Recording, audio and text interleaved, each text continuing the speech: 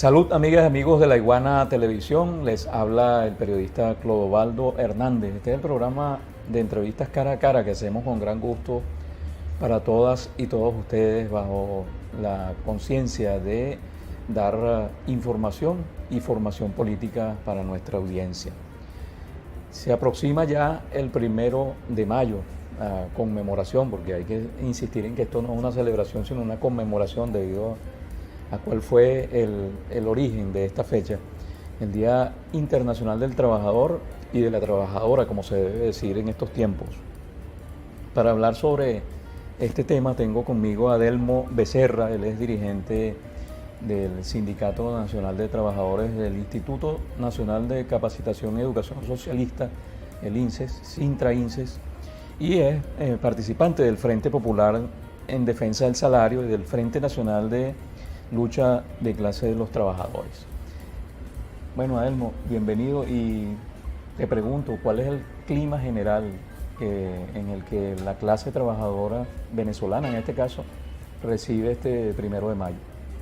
Bueno, Clodovaldo, ante todo agradecerte esta oportunidad que nos das de participar en este importante programa en La Iguana TV. Y bueno, de verdad valoramos mucho esta oportunidad. Con respecto al tema que me estás planteando, bueno, el clima general que hay es de mucha expectativa y preocupación en relación con la situación del salario de la clase trabajadora del país, ¿no?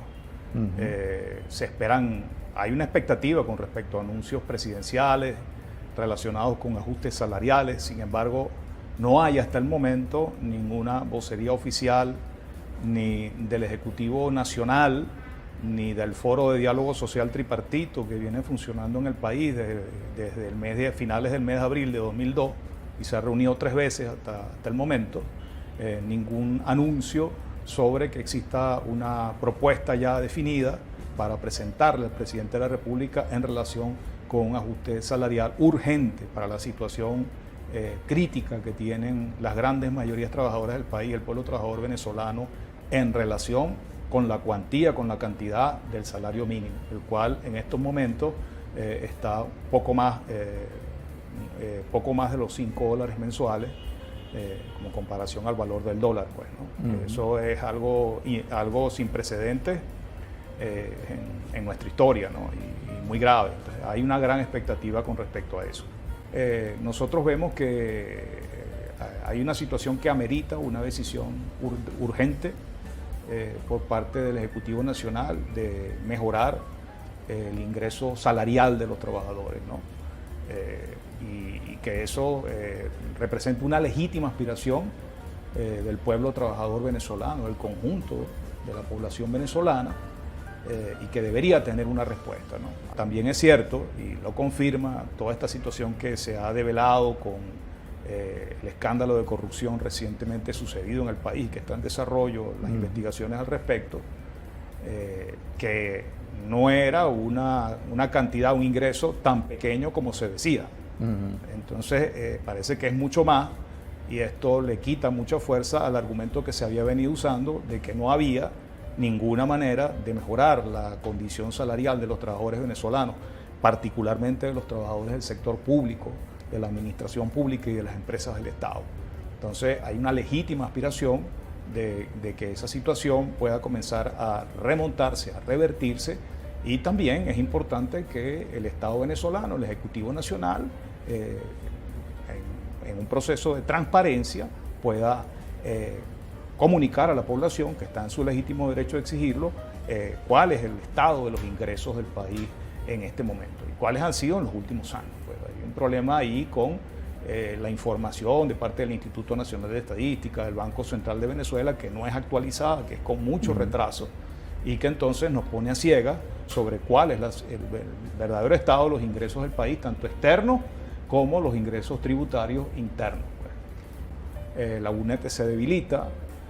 En años posteriores han inclusive emergido otras organizaciones sindicales. Recientemente, digamos hace pocos años, el Ministerio del Trabajo autorizó la boleta sindical de la Asociación Sindical Independiente, que es una central sindical digamos que manifiesta públicamente no estar alineada con ninguna posición político-partidaria, y donde se agrupan organizaciones de trabajadores de la administración pública y del sector privado. Inclusive hay organizaciones sindicales de la Procter & Gamble allí. Y esto es una experiencia nueva. Entonces, pero todavía el movimiento sindical, por su fragmentación, por su dispersión, no tiene la fuerza suficiente como para condicionar, no en el sentido peyorativo de la palabra, sino incidir más bien, incidir en la agenda laboral y en la agenda económica del país, que van estrechamente ligadas, ¿no? Lamentablemente no se ha podido. El sector privado ha incluso reivindicado su posición dentro de estas discusiones y digamos que su argumento fundamental es que está pagando mejor que el sector público, pero sabemos que hay situaciones de, digamos, de precarización de los contratos, de las relaciones laborales, hay jornadas laborales fuera de lo establecido en la ley, hay muchas violaciones a la normativa de la ley del trabajo y otras leyes. ¿Cómo enfrentar esto? Sí, ciertamente los ingresos, producto de la relación laboral, los ingresos monetarios de los trabajadores del sector privado son superiores, en algunos casos muy superiores, a los de los trabajadores del sector público en la actualidad. Sin embargo, la mayor parte de esos ingresos no son de carácter salarial. Por ejemplo, en esta experiencia que hay de los bodegones, en el que están expandidos por todo el país, el sector comercial, terciario de la economía, la gran mayoría de los trabajadores, por lo que hemos podido investigar, el salario real que tienen, que se cuenta para sus prestaciones sociales, para sus utilidades, para sus bonos vacacionales, son muy cercanos al salario mínimo o al promedio del sector público nacional. Todo lo demás son bonos no salariales. Entonces, por ejemplo, no tiene sentido salir de vacaciones porque vas a recibir un pago por vacaciones insignificante, claro, y te vas a ver en una situación difícil para la sobrevivencia. Y lo otro son las jornadas laborales. O sea, ahí no hay un respeto en líneas generales hacia las jornadas laborales establecidas en la legislación laboral del país, muchísimo menos condiciones y medio ambiente del trabajo de acuerdo a la LOCSIMAP, y ni hablar de la organización sindical, de la organización de los trabajadores. Eso está muy lejos de ser posible en ese contexto, ¿no?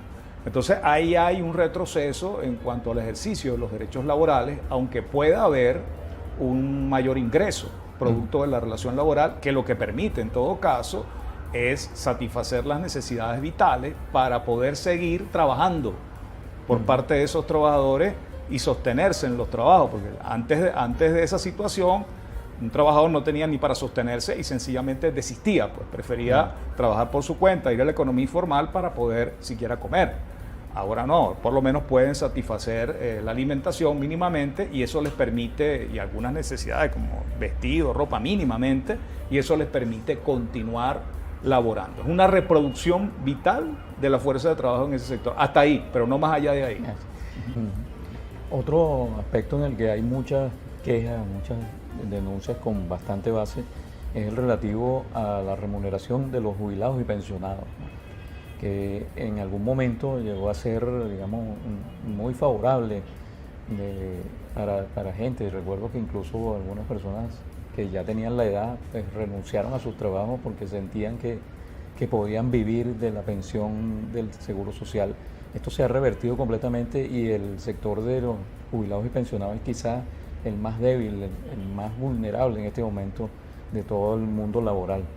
¿Es así? Sí, efectivamente. No es casualidad que una vez flexibilizada la pandemia, el confinamiento radical que teníamos inclusive hasta el año 2021, predominaba una alternancia entre semanas de confinamiento radical y semanas flexibilizadas, pero se flexibiliza finalmente en forma absoluta en el año 2022. No es casualidad que el 9 de marzo de 2022 los jubilados hayan desarrollado una movilización nacional sin precedentes. Yo, que tengo 56 años, no recuerdo haber tenido conocimiento. Yo sé que desde niño, gracias a mi padre, leíamos la prensa que nos impartió ese hábito.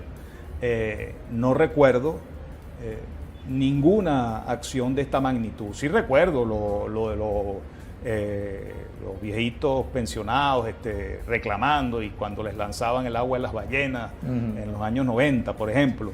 Pero no recuerdo de un evento de esta naturaleza. O sea, una movilización que se dio en la mayor parte de las grandes ciudades del país y en la mayor parte de los estados del país, y de manera simultánea, un mismo día, en un mismo rango horario. Y eso activó una ola de protestas laborales en el país. O sea, abrió brecha nuevamente a una ola de protestas laborales, de las cuales venimos inclusive ahora recientemente, sobre todo con el sector educativo, con el sector docente, ¿no? Entonces, y no es casualidad, porque es el sector más vulnerable, más golpeado.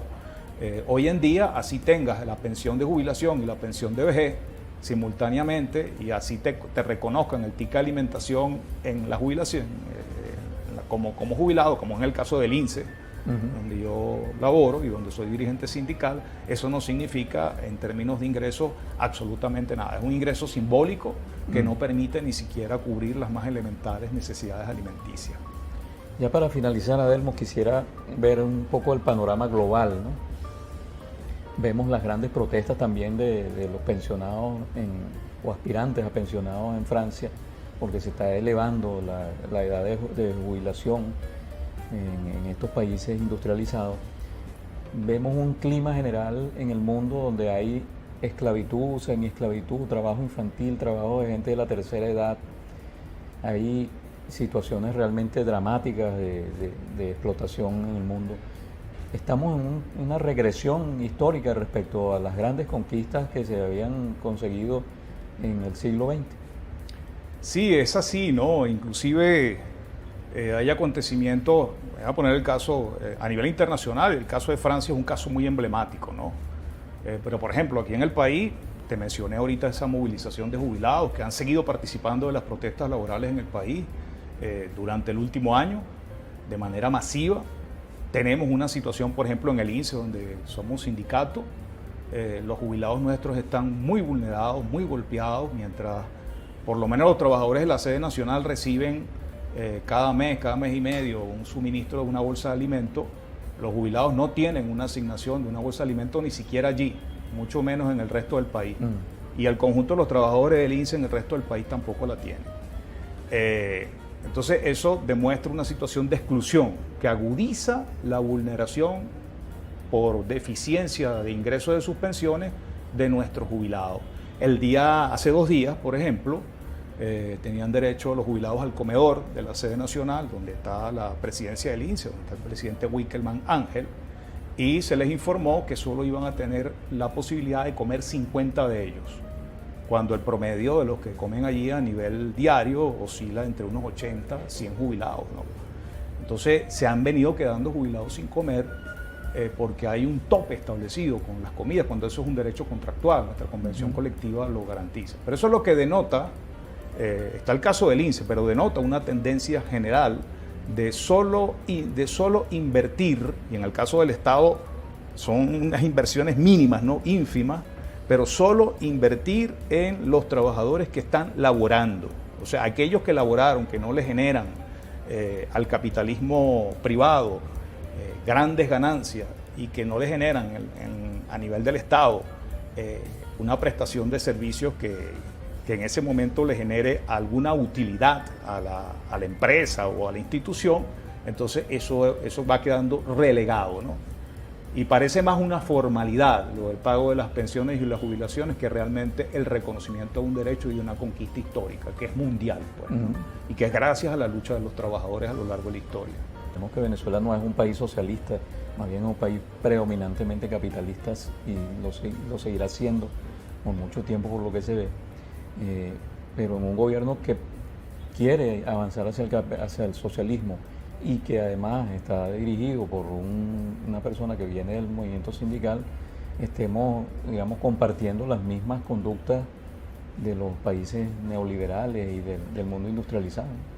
Sí, es algo inexplicable, ¿no? Hay una serie de medidas que van a contravía de la política económica y de la política laboral que se tuvo por lo menos hasta el año 2012, ¿no? Antes de que falleciera el presidente Chávez. Y bueno, el argumento que dan los voceros del Estado y del gobierno es que es inevitable tomar este tipo de medidas, que no hay otra solución. Hay quienes pensamos que no, que eso no necesariamente tiene que ser así. Es como que tú tengas o sea, disminuyó el ingreso, es verdad. Antes tenías una torta, qué sé yo, de 2 metros, 3 metros de diámetro. Y se te disminuyó a una torta de 1 metro de diámetro, de medio metro de diámetro. El asunto es, sabemos que la torta es más pequeña, pero ¿cómo la vas a distribuir, no? Y ahí es donde está el problema. Y sobre todo en nuestro país, pues nuestro país sigue dependiendo fundamentalmente de la renta petrolera. Apenas se recupera, así sea de una manera muy modesta, el ingreso petrolero y los ingresos del país, eso repercute en el funcionamiento económico del país, ¿no? Eso es así, desde hace un siglo. Entonces, ¿cómo se está distribuyendo? Y lo indican datos oficiales, inclusive que lo resalta la misma profesora Pascualina Curcio, que la distribución del Producto Interno Bruto ya en 2017 era muy inequitativa, o sea, había retrocedido en relación con la distribución de ese mismo Producto Interno Bruto del año 2012. Entonces, esa desigualdad es un problema interno nuestro, no es o sea, es verdad que está condicionada la escasez, la condición de merma de recursos condiciona, pero ese esfuerzo, esa carga de esa disminución hay que distribuirla con equidad, no la puedes sobrecargar sobre los más vulnerables, sobre la clase trabajadora, sobre los pensionados, los jubilados, las mujeres, los jóvenes. No es tampoco casualidad que tengamos ese fenómeno de las migraciones, ¿no? Tiene un origen fundamentalmente económico y social.